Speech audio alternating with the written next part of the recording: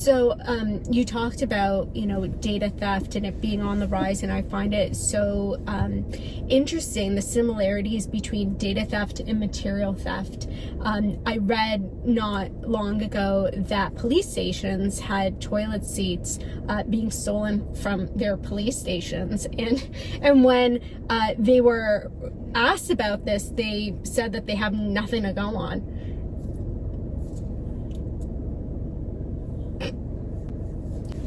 Oh my gosh.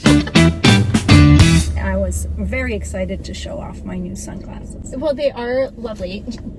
I know you like my sunglasses. Would you like to try them on? I would love to Do you mind if I try yours? No, let's try. Okay, I have like a little face. My husband has these aviators, and I call them his Joe Biden glasses. Oh, and nice. now we could be matching. Quite nice. Thank they look you. very movie starish. I want to talk about AI. I know that you've been a little bit vocal about the AI portion of Bill 194, and you critiqued it.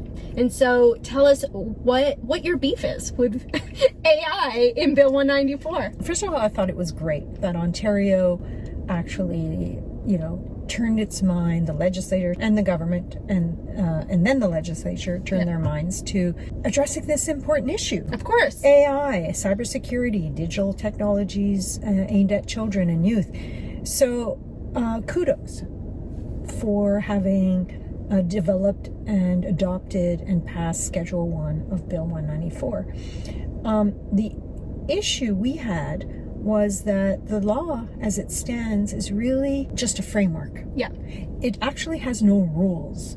It just says that we will have rules. We will have regulations. We will have regulations and technical standards and ministerial directives to regulate all this really high-risk activity, which is wonderful, but we wanted to see more in the law itself. Mm-hmm. We wanted to see, first of all, principles. So when it comes to AI, we said, you should put those principles in the law itself. This is not this is not stuff for regulation. These are universal principles that should be legally anchored, in statute. So we strongly recommended that there be principles governing AIs such that they'd be, at the very least, reliable, valid and reliable, that they'd be safe, that they'd be privacy protective, transparent, accountable, and human rights affirming. What advice would you give to those provincial agencies incorporating AI into their daily practices or AI tools? What should they do?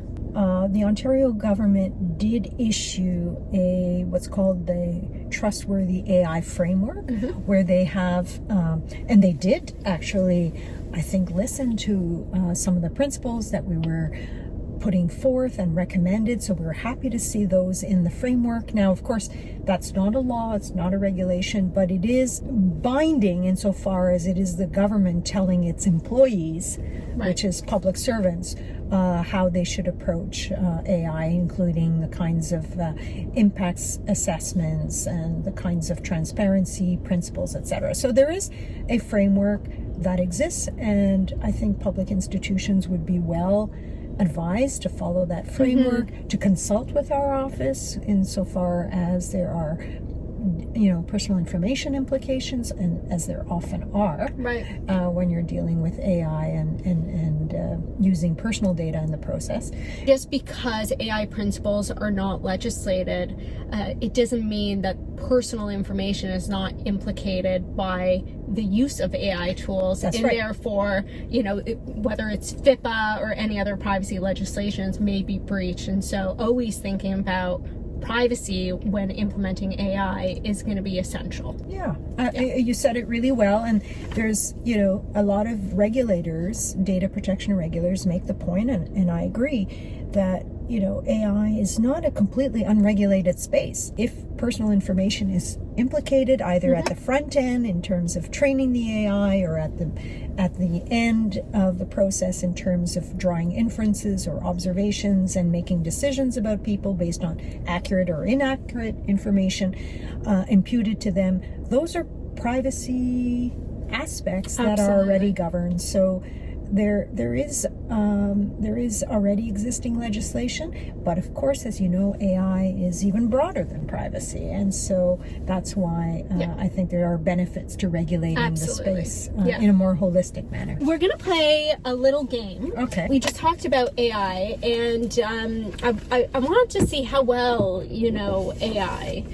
Oh. Yeah, don't worry. It's not going to be very difficult. Okay. So this game is called I or AI. I want to read you a quote, and I want you to tell me if you said it or if AI said it. I have a story about that. Go for it. So I had to give a speech on the regulation of AI, and I was up late, and my son, who's a university student, comes up and said, "What are you doing up so late?" I said, "Oh, I'm giving a speech and I'm just putting finishing touches on it." And he says, "What's the speech about?" I said, "Regulation of AI." And he says, "Well, Mom," and he just, of course, types in ChatGPT, "Give me a speech on regulation of AI." And what came out was pretty darn good. And as I read it, and I said, "Oh my God, that could be me." Like, I could be saying those things. In fact, I think I've probably said it in the past. Maybe borrowed some of your talking points and created another speech. Yeah. And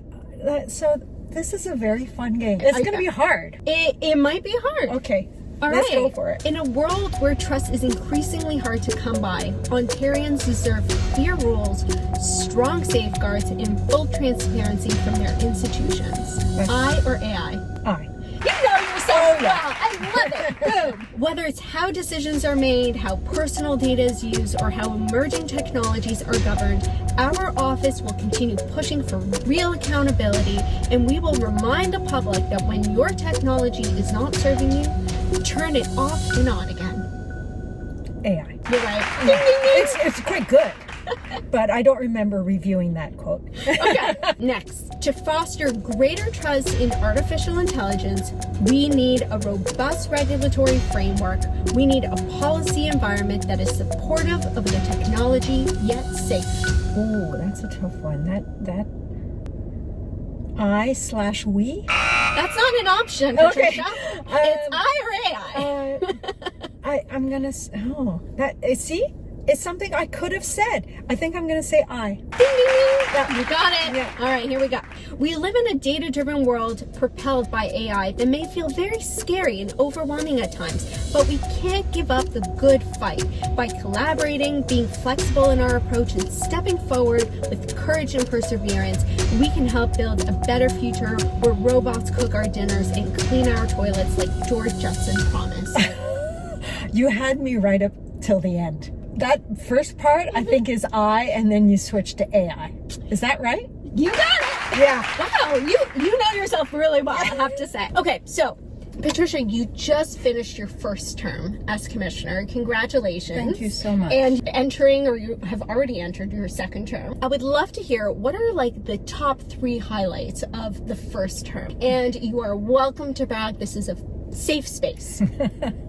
What really stands out for me are the things that we did that were different. First of all, Info Matters podcast. Everybody should be listening to Info Matters podcast. It is fantastic. You have excellent guests and great discussions. And you know what? It is so valuable because it's all about real world conversations with, people experiencing homelessness, women, children, young teens, racialized populations, indigenous populations, law enforcement issues and health issues that we talk about. And I learned so much from that. As a data protection regulator, we are up to now the first and only to have a youth advisory council. I love this. Yeah, tell us more about it. We have a strategic advisory council, and again, I told my amazing team, I think we should have a youth member on this council to bring the youth perspective. And they came back and they said, "We'll up you one, Commissioner. We think we should have a whole youth advisory council." And I thought, oh my God, you're absolutely right. And off we went. And they really, really did help us tremendously in understanding the youth perspective, in giving us advice on how we can make our educational initiatives more relevant to them and speak to them in their language. And they've helped us and given us such great advice. It's amazing. Did you find, like, did they say anything that was surprising to you? Like, do they actually care about privacy? Are they thinking about privacy? They absolutely are. And what's surprising is how smart they are and how insightful and how courageous they are. Like, they say it like it is. How old do you have to be on the council? Between 15 and 25. So I was going to offer for you to recruit my previous guests in the car for Privacy Day. I had 10-year-old sit in my car and talk about what privacy means to him. Yes. And it's mind-blowing. It really is. But I guess he's a bit too young. For this, yes. Okay. The third thing I thought that was really neat was another initiative we did a little bit out of the,